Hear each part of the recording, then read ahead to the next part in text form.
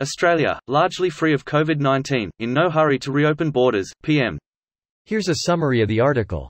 2-minute read, Melbourne, Australia is no hurry to reopen its international borders and risk the country's nearly coronavirus-free lifestyle, Prime Minister Scott Morrison said on Sunday.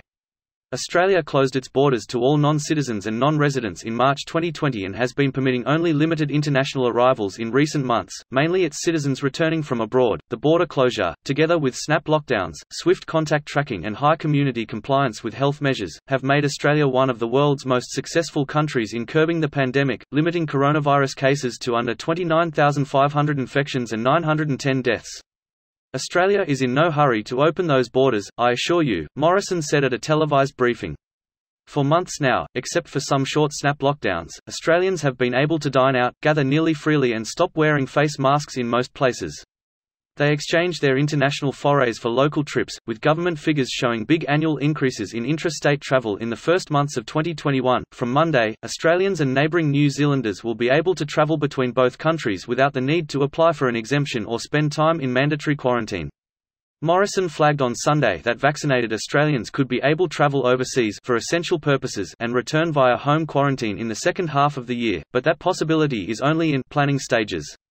Australia recently abandoned a goal to vaccinate nearly all of its 26 million population by the end of 2021 following advice that people under the age of 50 take Pfizer's COVID-19 vaccine rather than AstraZeneca's shot.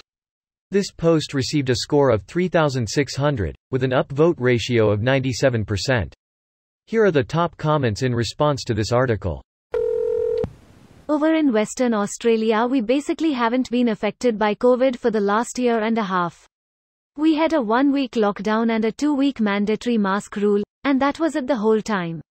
I guess that's one advantage of having your major population areas so far apart from each other. Western Australia has just one major city? Yes, Perth, 2.1 million out of WA's 2.6 million, and another advantage is that there's plenty of room. Holy shit, so 1 in every 30 infected people died. A large number of those infected in Aus were from a couple of outbreaks within aged care facilities. He would say that when he royally fucked up the vaccine rollout. H is a useless tool who delegates everything to the states. I would say that it was less delegation and more the fact that he was mishandling the situation. Remember the absolute hammering federal government and Murdoch media gave to McGowan, Andrews and Palashchuk for the border closures? The Labour state saved Australia by refusing to do the easy populist thing that the Liberals were pushing. Turns out that keeping the borders closed was pretty popular in those states though. The Queensland and West Australian state governments both got re-elected, and the WA election was about as much of an electoral slaughter as you could ever see. Don't forget the ACT as well. Really not surprising that governments which handled COVID well get re-elected. Australia is amazing. Having done the 2-week quarantine, it was worth it after spending the rest of the pandemic in various other shit shows. So nice to go to a restaurant and just live normally. I'm the dude who made the news for my 31-day quarantine in Australia.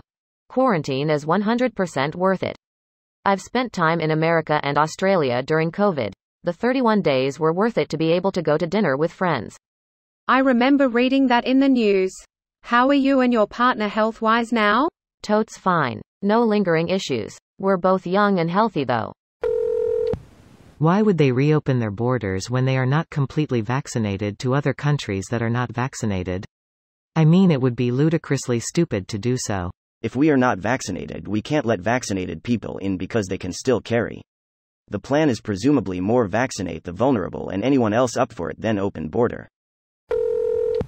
In Australia, we managed to overcome the biggest COVID threat, right-wing disinformation. Not that the right didn't try to have us turn into the next America or Brazil, but our PM and his boss, Rupert Murdoch, were absolutely brought to heel by state governments on both sides of politics. This video was automatically created by Reddit to speech.